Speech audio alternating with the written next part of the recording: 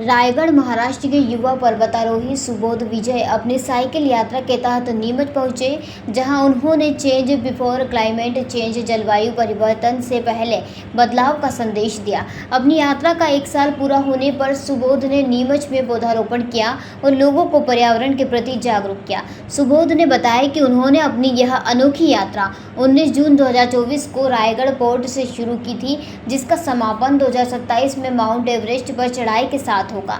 अब तक वे 8 राज्यों का भ्रमण कर चुके हैं, जहां वे पौधारोपण जागरूकता सत्र और युवाओं से संवाद कार्यक्रम आयोजित कर रहे हैं। वे हर राज्य की मिट्टी भी एकत्र कर रहे हैं, जिससे भगवान शिव की एक मूर्ति बनाएंगे जो एवरेस्ट तक जाएगी। सुबोध का लक्ष्य केवल पर्वतारोहण नहीं, बल्कि देश भर में पर्यावरण संरक्षण और जलवायु चेतना को बढ़ावा देना है।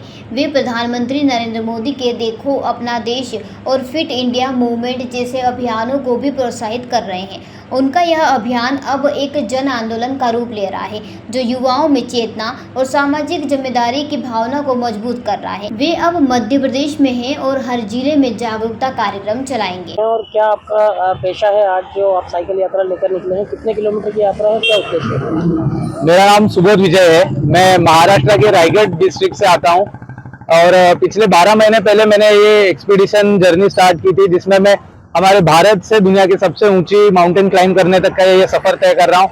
इस यात्रा का मेन उद्देश्य है चेंज बिफोर क्लाइमेट चेंज।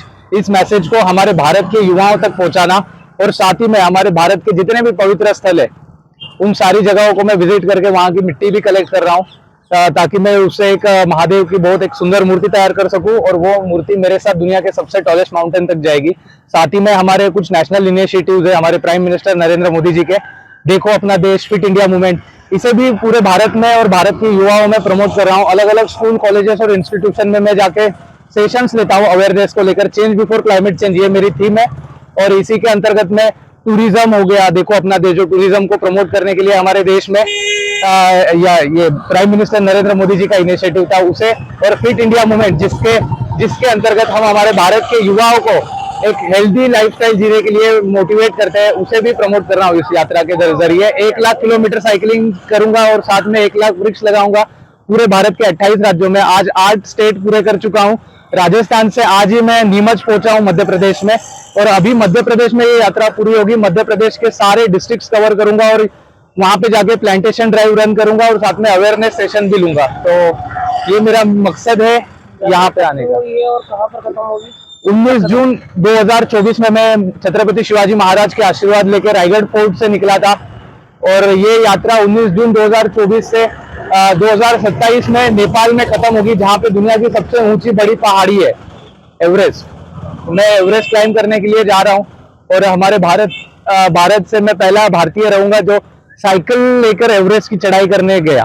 ये वर्ल्ड रिकॉर्ड एक्सपीडिशन है और अभी मुझे 1 साल पूरा हो चुका है इसे पूरे करते करते, और भारत के कई लोगों का इसमें और कई सारे संस्थाओं का मतलब साथ रहा है। मुझे लायंस क्लब ने काफी अच्छा सपोर्ट किया मुझे प्लांटेशन ड्राइव करने के लिए। साथ साथ में भारतीय वायुसेना, इंडियन आर्मी हो गया, सीआरपीएफ हो गया और ग्राम पंचायत, नगर पालिका, कई सारे आईएएस और आईपीएस ऑफिसर्स ने भी मुझे काफी ज्यादा प्लांटेशन ड्राइव करने के लिए सपोर्ट किया, क्योंकि वो चाहते हैं कि मेरे जैसे और युवा तैयार हो और हमारे भारत का नाम दुनिया भर में मशहूर करे एक अच्छे मैसेज को लेकर।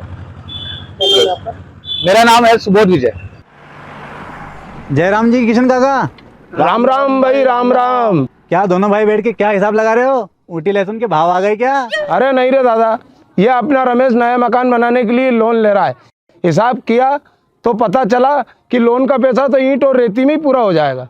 और अभी तो सीमेंट लानी है, सलिया लाना है और तो ठेकेदार को भी पैसे देने हैं। मेरे तो कुछ समझ में ही नहीं आ रहा कि कैसे बनेगा मेरा नया मकान। अरे किशन काका, कहाँ इन रेत, सीमेंट और लाल ईंटों के चक्कर में पड़ रहे हो? मेरी बात मानो तो अपने घर को बाबजी एएसी ब्लॉक से बनवाओ।